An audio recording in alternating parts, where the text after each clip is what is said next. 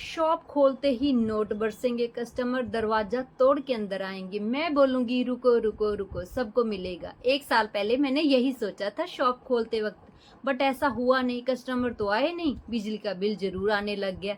Hello guys, मैं हूं सिमरन। मैंने लिया है चैलेंज ऑफलाइन बिजनेस को ऑनलाइन लाने का, वो भी ओनली 90 डेज में। इस वीडियो में मैं आपके साथ अपनी ई कॉमर्स की जर्नी शेयर करने वाली हूं। अगर आप ई कॉमर्स के बिजनेस में आना चाहते हैं तो आपके लिए ये वीडियो बहुत हेल्पफुल रहेगी।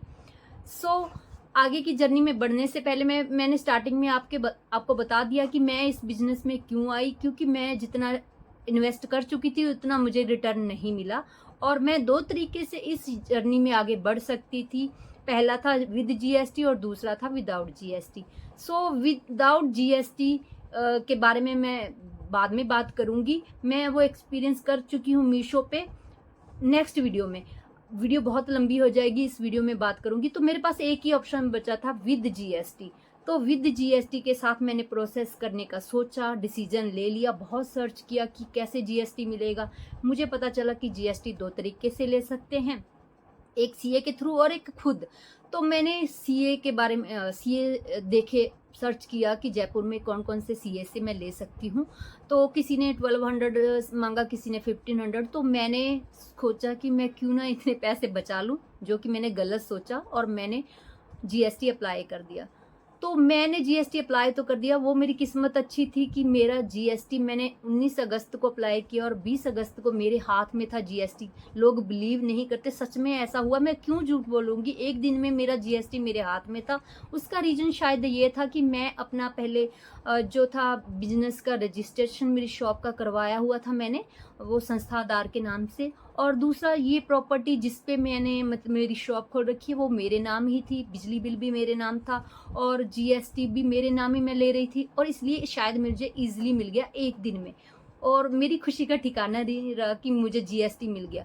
बट फिर बाद में मुझे पता चला कि जीएसटी लेने के बाद, एक बार जीएसटी ऐसा सपूत है जिसको आपने पैदा कर लिया तो उसको आपको पालना पड़ेगा।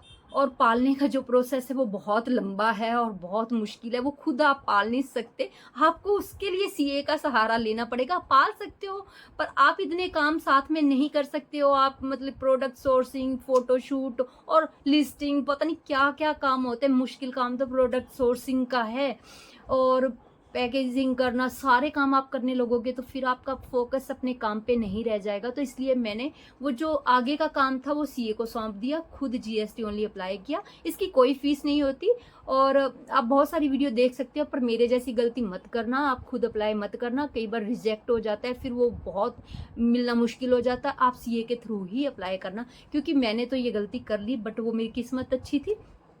नेक्स्ट काम था करंट अकाउंट खुलवाना। तो करंट अकाउंट के लिए मुझे बैंक वालों के पास पहली बार गई तो उन्होंने मेरे से डॉक्यूमेंट मांगे, जीएसटी और एमएसएमई। तो एमएसएमई मैंने मेरे हस्बैंड का अप्लाई घर से ही किया था एक बार किसी और बिजनेस के लिए। तो मुझे फिर अपना एमएसएमई भी मैं खुद अप्लाई कर सकती थी, बट मैंने वो फिर ई मित्र के थ्रू करवा लिया, क्योंकि तब मेरे पास टाइम नहीं था 200 दे के। तो फिर मैं वो सारे डॉक्यूमेंट लेके करंट अकाउंट खुलवाने के लिए गई। 3-4 चक्कर के बाद उन्होंने मेरा करंट अकाउंट खोल दिया। उन्होंने वो एक बार घर चेक करने के लिए भी आए कि सच में ये प्रॉपर्टी इसके नाम है, यही परविंदर कौर है। वो मेरी शॉप वगैरह सब देख के गए, उन्होंने बड़े नखरे किए, पर मेरा करंट अकाउंट खोल दिया 5500 में। उन्होंने पहले तो 5000 बोला था, फिर बाद में 500 और मेरे से चार्ज कर लिए। तो उसमें मेरा एटीएम कार्ड और मेरी चेकबुक वगैरह सब आ जाएगा 5500 में। ऑनलाइन भी प्रोसेस उन्होंने स्टार्ट कर दिया और एक मेरे को क्यूआर कोड भी इसी में फ्री में मिलेगा। तो उसके बाद था बारी आगे ट्रेडमार्क। तो ट्रेडमार्क का मैंने पहले नहीं सोचा था, तो मैं वैसे ही जेनरिक में ही अपनी लिस्टिंग करने वाली थी। बट बाद में मैंने एक तथास्तु सर हैं और एक बेरी बेरी नाम से काफ़ी यूट्यूब चैनल को मैंने फॉलो करके रखा हुआ है। तो वो बहुत अच्छा बताते हैं कि अगर आपको लंबे टाइम तक ई कॉमर्स में बने रहना है तो आपको अपनी जो लिस्टिंग है वो ब्रांडेड करनी होगी, A1 कंटेंट बनाना होगा। तो मैं भी ऐसा ही करना चाहती थी, सपने तो बहुत बड़े बड़े हैं। फिर मैंने ट्रेडमार्क का सोचा कि मैं क्यों ना ट्रेडमार्क अप्लाई कर दूं। पर ट्रेडमार्क लेने से पहले मुझे याद आया कि मैंने पैकेजिंग मटेरियल तो सब कुछ बनवा डाला है, जिसमें मैंने थैंक यू कार्ड, स्टिकर और क्या क्या 3-3 स्टैम्प तक बनवा डाले थे। और वो मैंने इसलिए बनवाए थे कि मैं साथ में एक इंस्टा अकाउंट बनाऊंगी, और बनाया भी मैंने। और अगर इंस्टा अकाउंट से मुझे ऑर्डर आएंगे तो मैं इंस्टा अकाउंट में वो जो अपने ऑर्डर पार्सल भेजूंगी ना, अपने ऑर्डर, तो उस पे अपना ब्रांड का वो लोगो वोगो लगा के भेजूंगी।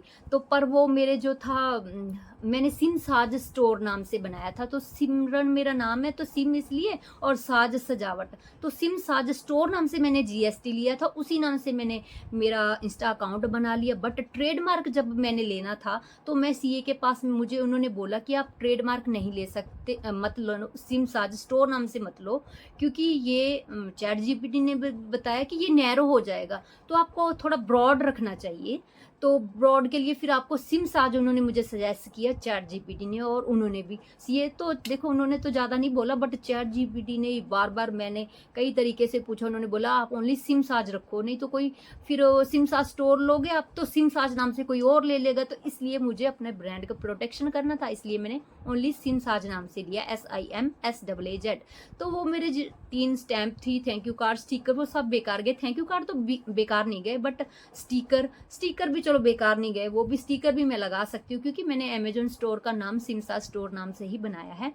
तो फिर वो ब्रांड रजिस्ट्री के लिए अब मेरे को चाहिए था कि एक तो लोगो होना चाहिए आपका प्रोडक्ट पे, तो लोगों के लिए फिर मैंने वो और पैकेजिंग पे जो मटेरियल है, जैसे कोई पॉली बैग है जो, उसमें आपका सिम साज नाम से भी आपका वो होना चाहिए प्रिंटिंग। तो मैंने सोचा था कि मैं प्लास्टिक की पन्नी वगैरह पे वो अपना स्टैंप वगैरह लगा के ट्रेडमार्क ले लूँगी, पर वो मेरी स्टैंप काम नहीं आई। फिर मुझे और चौथा स्टैंप बनवाना पड़ा, वो 900 का पड़ा मुझे। मैंने एक इंस्टा पेज से बनवाया था, वो शायद बॉम्बे से था वो। तो उसमें SIMSAAZ सिम साज और TM लिखवा के वो मैंने जो 4th जो था वो बनवाया, तो वो मेरे पास पहुंच गया। आज वो मैंने सारा कुछ दिया है, जिनसे मैंने अपना अकाउंट क्रिएट करवाया है। तो वो अकाउंट वगैरह भी आप खुद से क्रिएट कर सकते हो, पर वही बात है कि आप इतनी चीज़ें कैसे कर पाओगे। प्रोडक्ट सोर्सिंग में आपका बहुत दिमाग लगता है, मेरा तो इतना दिमाग लगा, मैं जयपुर के इतने चक्कर काटे, कोई भी कोना जयपुर का, मतलब कोई भी कोना तो नहीं बोल सकते, पर बहुत से कोनों में मैं गई अपने प्रोडक्ट सोर्सिंग के लिए। तो क्योंकि इसमें ये मुश्किल आती है कि आपको वैसे प्रोडक्ट चाहिए जो आपको रेगुलर मिल सके। ट्रेंडिंग प्रोडक्ट तो आपको बहुत इजीली मिल जाएंगे, बट आप उस पर इतनी मेहनत करके उसको लिस्टिंग करोगे तो फिर आपको वो प्रोडक्ट अगर रेगुलर नहीं मिलेंगे तो फिर क्या मतलब है।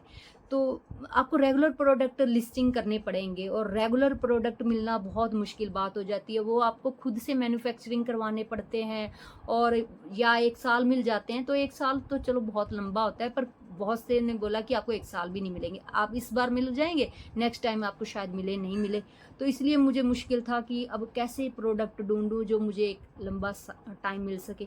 और अब अपना इतना भी बजट नहीं होता कि मैं अभी से अपनी इन्वेंट्री इतनी रख लूँ कि 500 या 100 रुपीज़ भी बहुत ज़्यादा हो जाता है। शुरू में आपका बजट इतना नहीं होता, धीरे धीरे तो आप कर लेते हो सब चीज़ें, क्योंकि पैसा, अगर आप सोचो कि आप यूट्यूब पे इतनी वीडियो देखोगे कि 10,000 से अपनी जर्नी स्टार्ट करो ई-कॉमर्स की, ऐसा नहीं पॉसिबल होता है। 10,000 से कुछ नहीं होगा।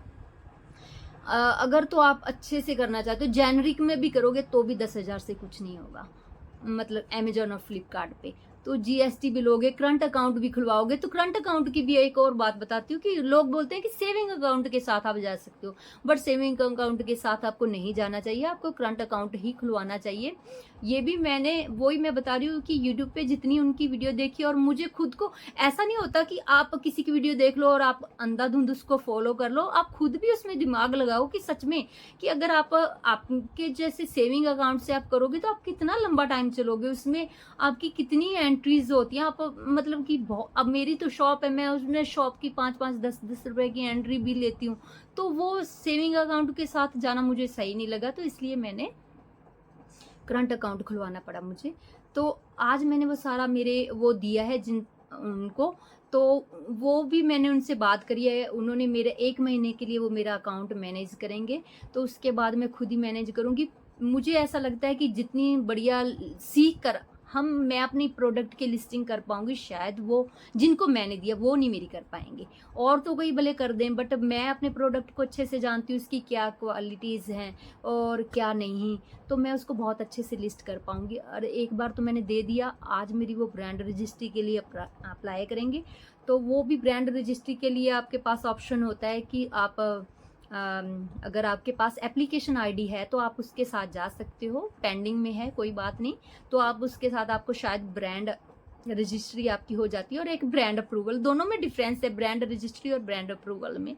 तो मैं ब्रांड रजिस्ट्री एक बार करवा रही हूँ, ब्रांड अप्रूवल तो विदाउट ट्रेडमार्क भी हो जाएगा, बट मैं एक बार ब्रांड रजिस्ट्री करवा रही हूँ। देखो आगे क्या होता है, जो भी होगा मैं आपको नेक्स्ट वीडियो में आपके साथ ज़रूर शेयर करूँगी। हाँ, मैं मेरी जो शॉर्ट्स वीडियो में उनमें ये छोटी छोटी चीज़ें शेयर करती रहती हूँ। और अगर आप भी अपनी ई कॉमर्स की जर्नी स्टार्ट करना चाहते हैं तो आप ज़रूर करिए। अगर आप परफेक्ट होने का इंतज़ार करेंगे तो आप कभी भी स्टार्ट नहीं कर पाएंगे, क्योंकि मेरे ख्याल में परफेक्शन कहीं भी एग्जिस्ट नहीं करता। हाँ, आप सीख सकते हो, बेहतर हो सकते हो, और सीखते हुए बेहतर बनते रहना, ज़िंदगी भर ये प्रोसेस आपकी चलती रहेगी।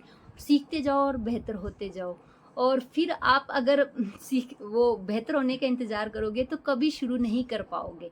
सो अगर आप मेरी आगे की जर्नी में सपोर्ट करें तो मुझे बहुत ही खुशी होगी, और आपकी ब्लेसिंग और आपकी सपोर्ट से ही मैं आगे बढ़ सकती हूँ। और आगे की जर्नी मेरी में आप प्लीज़ मेरा साथ ज़रूर दें। फिर मिलती हूँ आपसे नेक्स्ट, तब तक के लिए सत श्री अकाल।